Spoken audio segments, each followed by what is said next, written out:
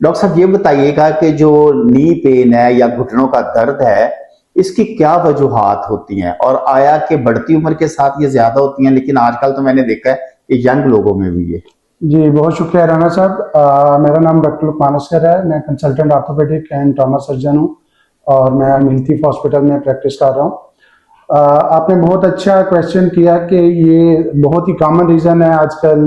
जो एक बीमारी है घुटनों का दर्द जो है बहुत कॉमन बीमारी है, और बट पहले हम देखते थे कि बढ़ती उम्र के साथ ये प्रॉब्लम होता था, लेकिन अब हमारे पास जो मरीज आ रहे हैं उसमें लेट 30s और इवन अर्ली 40s में पेशेंट्स आ रहे हैं और उनमें घुटने स्टेज 4 के साथ खराब होते हैं। जी ठीक है, उसकी मुख्तलिफ वजूहात हैं, हम जो पहले डिस्कस कर लेते हैं जो एज रिलेटेड इश्यूज हैं। ठीक है। वियर एंड टीयर एक डिजनरेशन बढ़ती उम्र के साथ होती है, और पहले हम देखते थे वो 50 और 60 ईयर्स में ये प्रॉब्लम जाके स्टार्ट होता था, लेकिन अब हमारा जो एक सेडेंटरी लाइफस्टाइल है, एक्सरसाइज का ना करना, वजन का ज्यादा होना और सारा दिन हम इंडोर रहते हैं, कोई एक्टिविटी नहीं होती, उसकी वजह से जो वियर एंड टीयर का प्रोसेस है वो जल्दी स्टार्ट हो रहा है। जी। अगर हम मुख्तलिफ काजेज की नंबर वाइज बात करें तो उसमें जो पहला सबसे मैंने आपको बताया कि एज रिलेटेड है, डिजनरेशन होती होती है और उसको हम कम कर सकते हैं अपना आइडियल बॉडी वेट के साथ, जी। रूटीन एक्सरसाइजेस के साथ, और जो डिफरेंट केयर्स हैं जिसमें स्वेटिंग को अवॉइड करना है, स्ट्रेस कम से कम इस्तेमाल करें बढ़ती उम्र के साथ।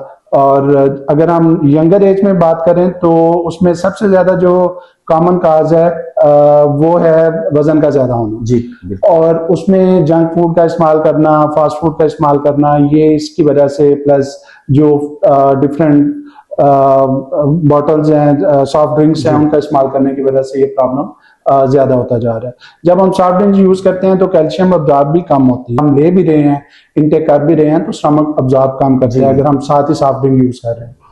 उस वजह से अगर किसी का लेट से body weight ideal body weight से 20 kg ज्यादा है तो वो घुटनों पे जो स्ट्रेस है वो काफी ज्यादा पड़ेगा उसमें। जी बिल्कुल। और उसकी जो एज है जो जाके 50-60s में खराब होंगे वो अर्ली 30 या 40s में खराब होना शुरू होता है। और अगर किसी की फैमिली हिस्ट्री है, उसके पेरेंट्स में से किसी को इशू है, तो उस केस में तो पेशेंट को और भी ज्यादा मुहतात होने की जरूरत है। बिल्कुल। इस घुटनों के दर्द से, इस बीमारी से बचने के लिए हम कैसे अपना लाइफस्टाइल चेंज करें? जो बहुत जरूरी चीज है जिसको हम सब लोग इग्नोर करते हैं वो है आइडियल बॉडी वेट। ठीक। बैलेंस डाइट, ठीक है, जिसमें प्रोटीन का इंटेक मुनासिब हो। हमारा जो पाकिस्तानी इंडो पाक की हम बात करें तो हम प्रोटीन इंटेक बहुत कम करते हैं, तो प्रोटीन इंटेक हमारा बहुत जो आइडियल बॉडी वेट होता है उसके मुताबिक होना चाहिए। ठीक है। जो डाइटरी प्रोडक्ट्स हैं, डेयरी प्रोडक्ट्स हैं, उसमें मिल्क और मिल्क प्रोडक्ट्स जो हैं उनका इस्तेमाल ज्यादा करना चाहिए।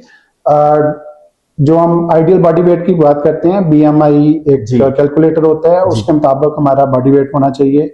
अगर किसका हाइट जो है लेट से 5'10" है तो उसका अराउंड 70-72 kg वेट होता है। ठीक है, पर इंच पर केजी पर जी मीटर स्क्वायर के हिसाब से, और बॉडी वेट जो है वो केजीज में हम करते हैं, वो कैलकुलेटर है उसमें हम यूज करते हैं। दूसरा ये है कि हम जो एक्सरसाइजेस कर रहे हैं वो कौन सी एक्सरसाइजेस हैं वो बहुत इंपॉर्टेंट है। ठीक है। हर बंदा ये कह देता है जी कि एक्सरसाइज करें, लेकिन ऑलरेडी अगर घुटनों में दर्द है और अगर आप रूटीन में लेट से कि जी वॉक कर रहे हैं और वॉक आप पहले से ज्यादा कर देते हैं, मुझे डॉक्टर साहब ने कहा जी कि एक्सरसाइज करें, अपना वजन कम करें, और आप वॉक पहले फर्ज करें नहीं करते थे, आपने स्टार्ट कर दिया, तो आपको पेन ज्यादा हो जाएगा। जी बिल्कुल। ठीक है, तो आपने ये बहुत जरूरी है कि आप एक्सरसाइज कौन सी कर रहे हैं। ठीक है।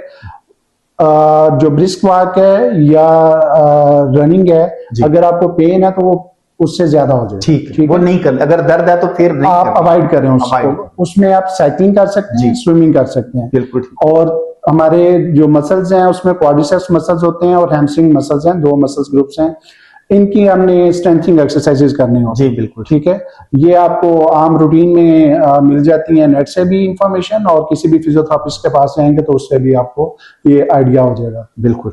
नी ऑस्टियोआर्थराइटिस में बेसिकली होता ये है कि ये हमारा फीमर है ऊपर वाली बोन, और ये टिबिया जो नीचे वाली बोन है इसका प्रोक्सिमल एंड है, ये दोनों मिलके नी जॉइंट बना रहे होते हैं, और ये इसका मूवमेंट होती है। इसके एंटीरियर एस्पेक्ट पे सामने पे पटेला होती है, चपनी हड्डी होती है। ठीक है। अल्लाह ताला की तरफ से एक मैकेनिज्म है नी जॉइंट के ऊपर, जो फीमर और टिबिया है, इसके ऊपर कार्टिलेज है, नरम हड्डी है, ठीक है। इसी तरह नीचे वाली भी कार्टिलेज है, वो प्रोटेक्टिव मैकेनिज्म होता है। लेकिन रेपिटेटिव जो एक्सेसिव स्ट्रेस है उसकी वजह से कार्टिलेज डैमेज होना शुरू हो जाती है। जब कार्टिलेज डैमेज होती है तो उसकी वजह से इन्फ्लेमेटरी मार्कर्स रिलीज होते हैं और उसके बाद इन्फ्लेमेशन स्टार्ट हो जाती है, स्वेलिंग स्टार्ट हो जाती है जी। एक दफा जब ये स्टार्ट हो तो उसके हम काम कर सकते हैं, प्रोग्रेशन को रोक सकते हैं, लेकिन अभी तक साइंसी कोई ऐसा अमल नहीं है जिसकी वजह से हम जो डैमेज हो चुके हैं उसको रिवर्स कर सकें। रिवर्स, बिल्कुल ठीक है। बिल्कुल ठीक। बहुत शुक्रिया सर, बहुत शुक्रिया आपका। आप बड़ी जो अहम इंफॉर्मेशन थी, उम्मीद है इंशाल्लाह इससे हमारे जो सुनने वालों को बहुत फायदा होगा। अगली वीडियो में डॉक्टर साहब से एक नए टॉपिक पे बात करेंगे, इंशाल्लाह फायदा होगा आपको। अस्सलाम वालेकुम, पाकिस्तान जिंदाबाद।